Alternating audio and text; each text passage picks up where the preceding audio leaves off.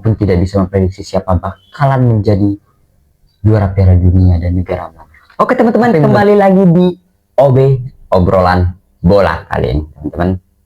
Kali ini kita ya ngobrol-ngobrol santai lah teman-temannya, mumpung lagi Piala Dunia, mumpung lagi fase grup yang sangat-sangat mungkin kalian tunggu-tunggu, mungkin kalian prediksi-prediksi ini bakalan jadi kuda hitam tim ini, ataupun tim ini bakalan jadi juara dan bakalan tim yang lebih bagus, lebih baik lagi teman-teman.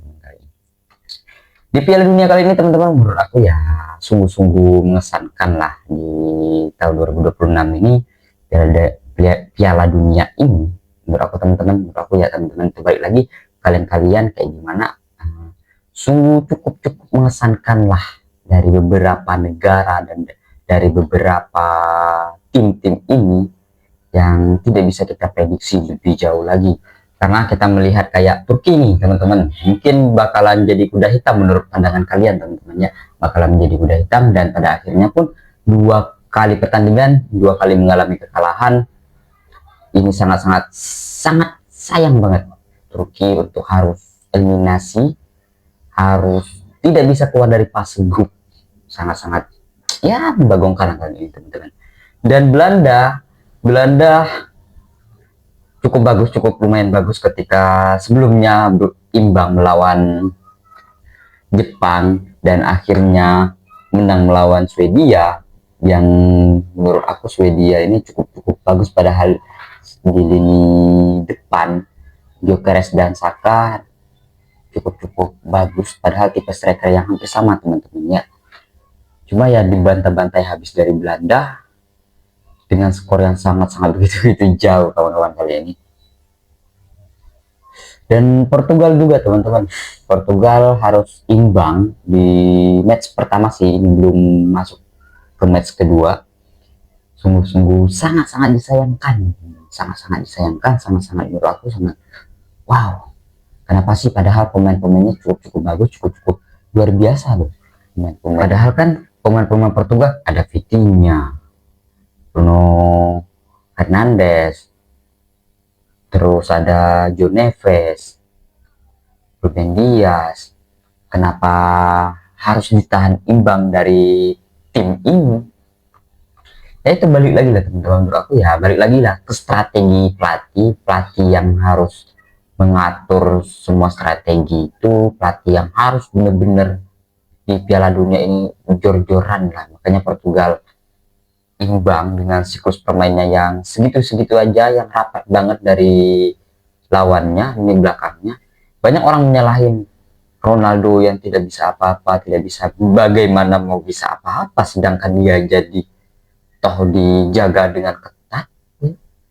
Tidak bisa kita menyalahkan seorang bintang besar gitu dengan posisi pemain, walaupun pemainnya bagus ya, dengan posisi, maksud aku dengan posisi strategi yang begitu rapat dari lini belakangnya, tidak bisa gitu.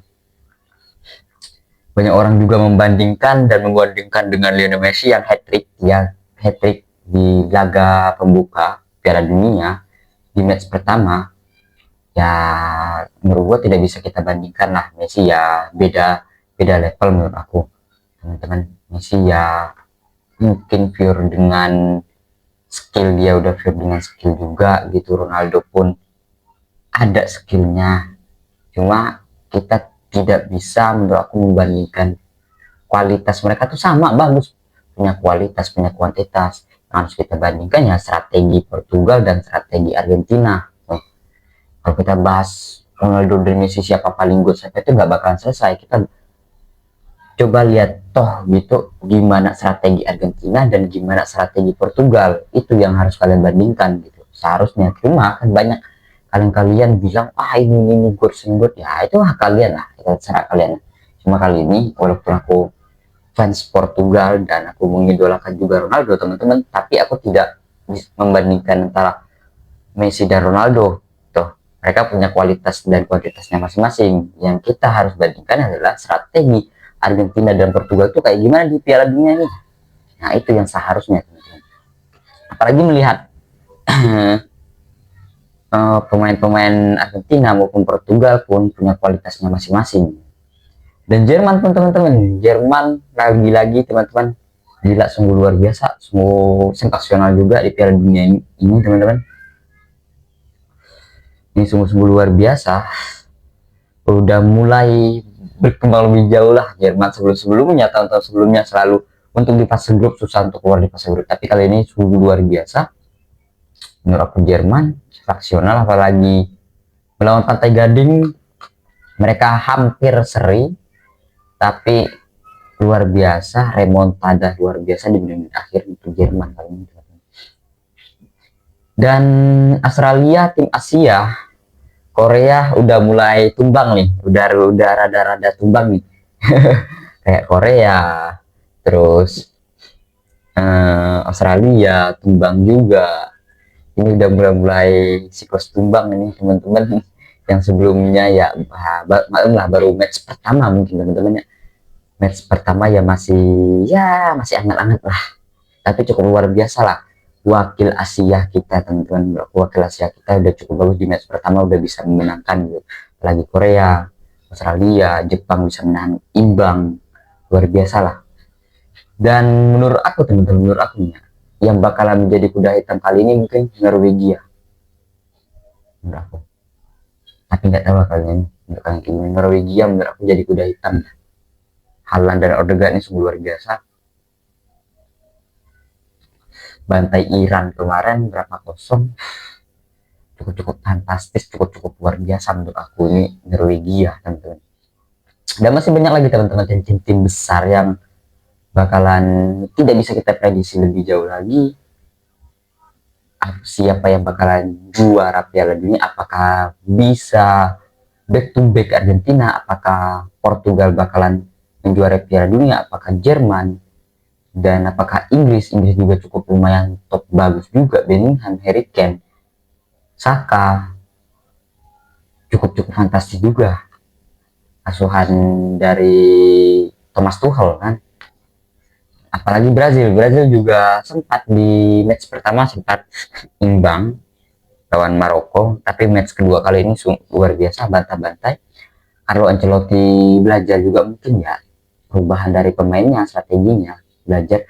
Vinicius juga menciptakan assist, dan Cuna pemain dari Manchester City akan gol, 2 gol sekaligus di laga Brazil di Piala Dunia kali ini sungguh-sungguh menakjubkan, sungguh-sungguh luar biasa. Kita tidak prediksi lebih jauh lagi siapa bakalan menjadi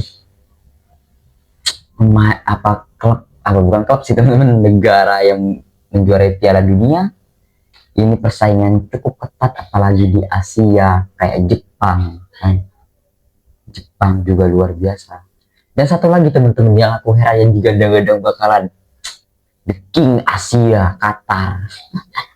Jadi bulan-bulanan Qatar, jadi bulan-bulanan sama Swedia. Menurut aku Qatar itu nggak seberapa lah. Qatar itu teman-teman ya cuma top di Asia aja. Kalau di Piala Dunia mah teman-teman ya lah melempem, gak berkutik sama sekali, melempem.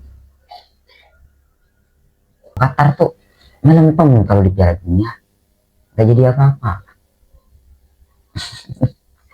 Jadi yang digadang-gadang bakalan ini apaan, segitu doang kan. Iya teman-teman, jadi menurut aku Qatar ini tidak ada di apa-apa di Piala Dunia, teman-teman. Hanya sebagai badut aja di Piala Dunia.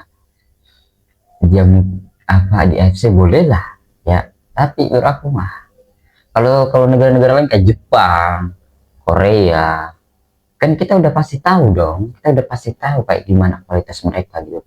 Apalagi Australia, Irak. Menurut aku wakil-wakil Asia ini kan mampu lah, mungkin Jepang juga bakalan keluar dari fase grup.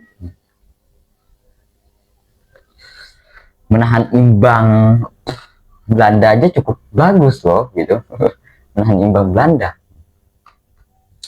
Nah, dan juga teman-teman, selain dari beberapa negara yang mungkin kalian tonton atau kalian suka teman-teman ya,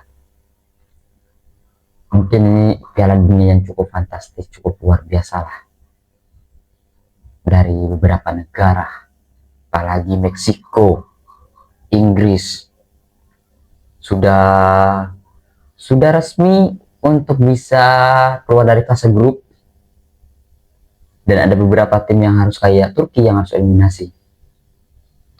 Ini sih menakjubkan dan sungguh luar biasa di Piala Dunia ini. Apapun tidak bisa memprediksi siapa bakalan menjadi juara Piala Dunia dan negara mana. Tapi menurut dari kalian kawan-kawan, siapa yang bakalan menjadi kuda hitam dan siapa bakalan menjuarai Piala Dunia dan siapa bakal menjadi top skor dan pemain terbaik dan kiper terbaik? Coba kalian komen dulu di kolom komentar ini teman-teman. Nah, buat kalian teman-teman yang belum subscribe, jangan lupa di subscribe dulu. Oke teman-teman, mungkin sampai sini aja kita ngobrol-ngobrol santai nih.